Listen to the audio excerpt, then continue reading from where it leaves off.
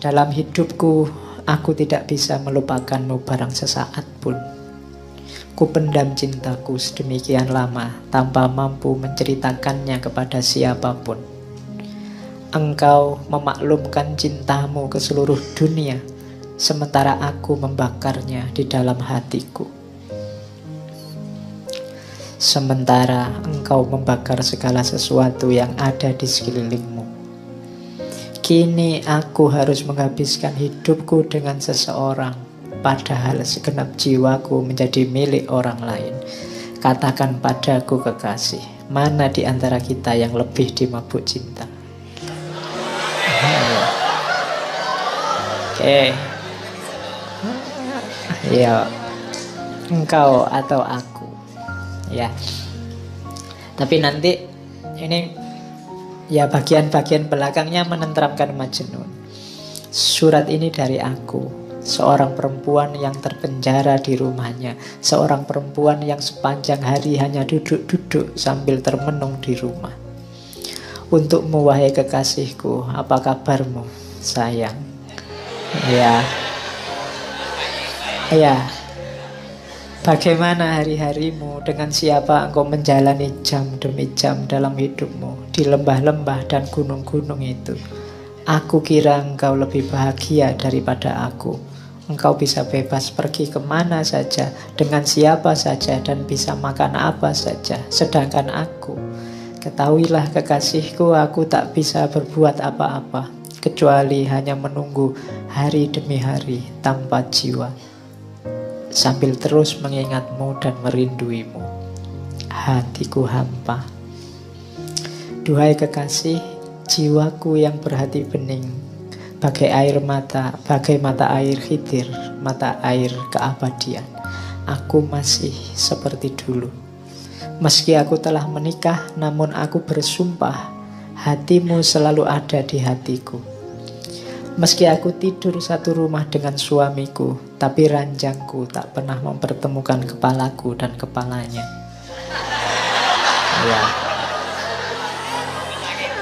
Ya, itu kalimat aslinya la yajma'u ra'si wa ra'suhu firos. Jadi memang Laila tidak mau disentuh oleh suaminya. Nanti ceritanya begitu. Permata di tubuhku masih tersimpan utuh, bersih, dan tak pernah disentuh oleh jamahan tangan siapapun. Hartaku yang paling berharga masih terkunci rapat dan tak pernah dibuka oleh tangan siapapun. Bunga di taman masih tetap kuncup dan belum merekah sebagaimana dulu.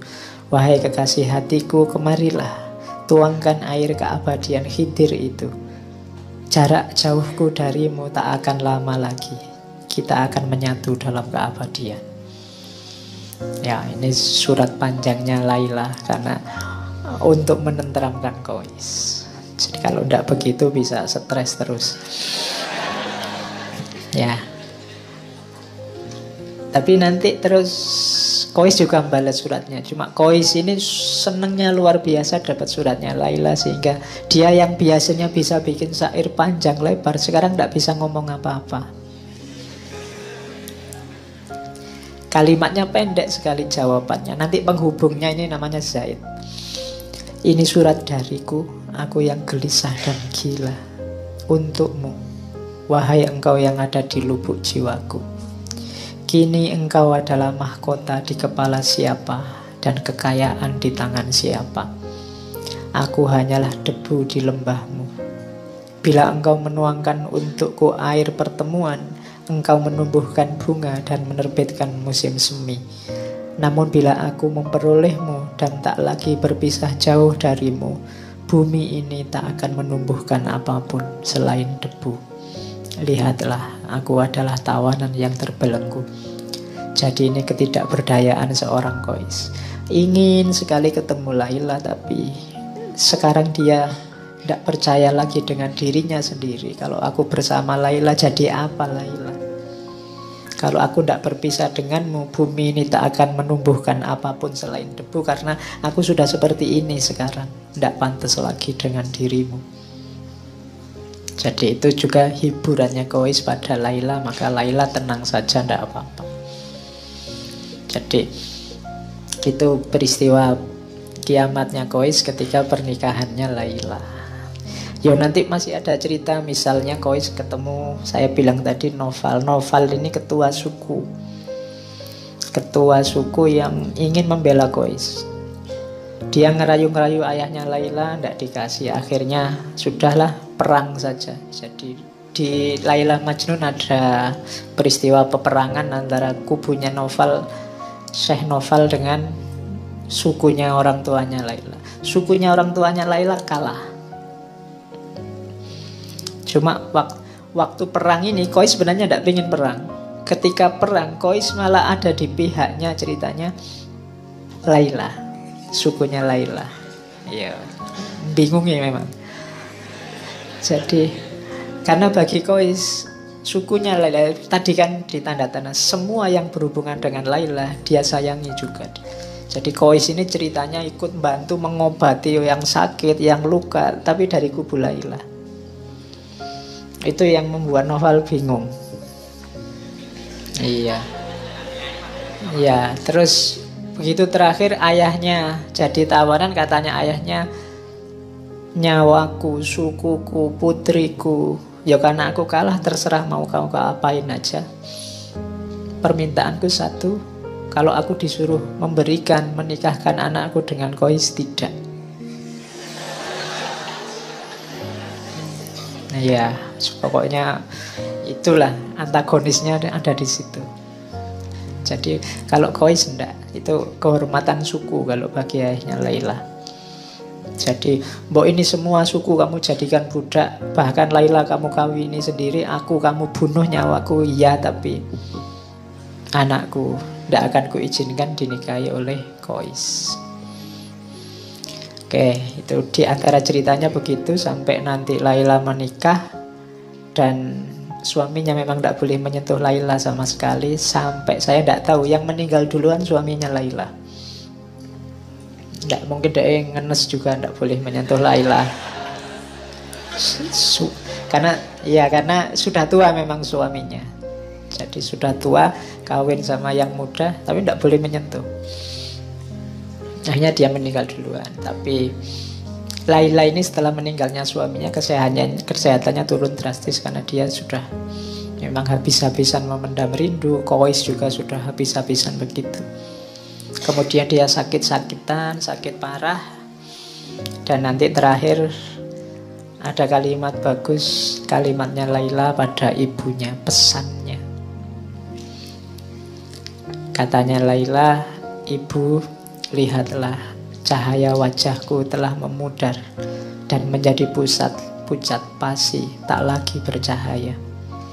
Lilin-lilin di mataku tampak muram dan akan segera padam. Wahai ibuku, aku mohon engkau mendengarkan wasiatku sebelum aku pulang besok atau lusa. Bila mana aku mati, kenakan aku baju pengantin yang paling bagus. Jangan bungkus aku dengan kain kafan. Carilah kain yang berwarna merah muda, bagai darah segar seorang yang syahid. Lalu riaslah wajah dan tubuhku secantik mungkin, bagaikan pengantin yang paling cantik di seluruh bumi. Alis Kois dan bulu mataku ambillah dari debu yang melekat di kaki kekasihku. Dan jangan usapkan ke tubuhku minyak wangi kesturi atau minyak wangi apapun. Usapkanlah dengan air mata Kois, kekasihku. Sesudah aku mengenakan baju pengantin itu dan menjadi sangat cantik dan anggun, aku akan menunggu Kois. Sang pengembara yang luka itu akan datang.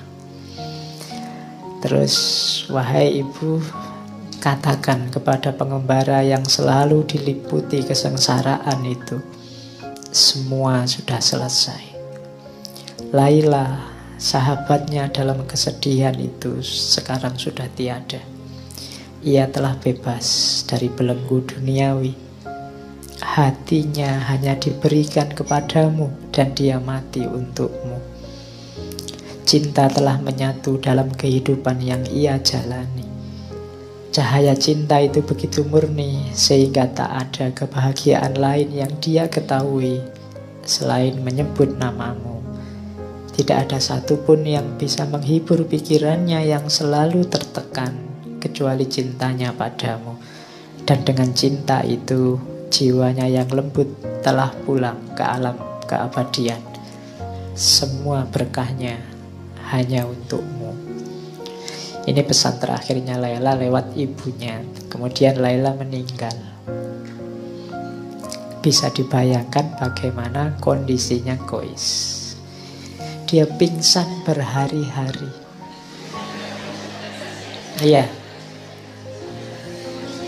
Iya, pingsan berhari-hari. Terus setelah itu dia lari-lari ke makamnya Laila.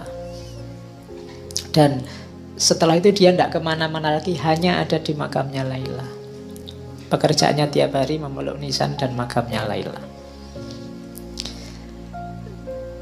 Dan ini kalimat terakhirnya. Sebelum menyusul Laila, nanti dia meninggal dalam keadaan memeluk pusaranya, memeluk makamnya Laila. Engkau telah keluar dari kehidupan yang membingungkan ini. Dunia adalah rangkaian pengkhianatan dan perselisihan yang tidak pernah berakhir.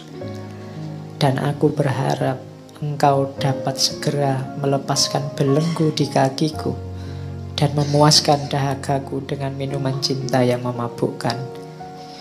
Di sana kita akan segera bertemu dalam kebahagiaan abadi. Lilin yang menyinari hidup kita akan semakin bersinar dengan nyala yang lebih terang. Cinta kita akan bercampur dengan cahaya keabadian. Ya Allah, dengarlah hamba-Mu.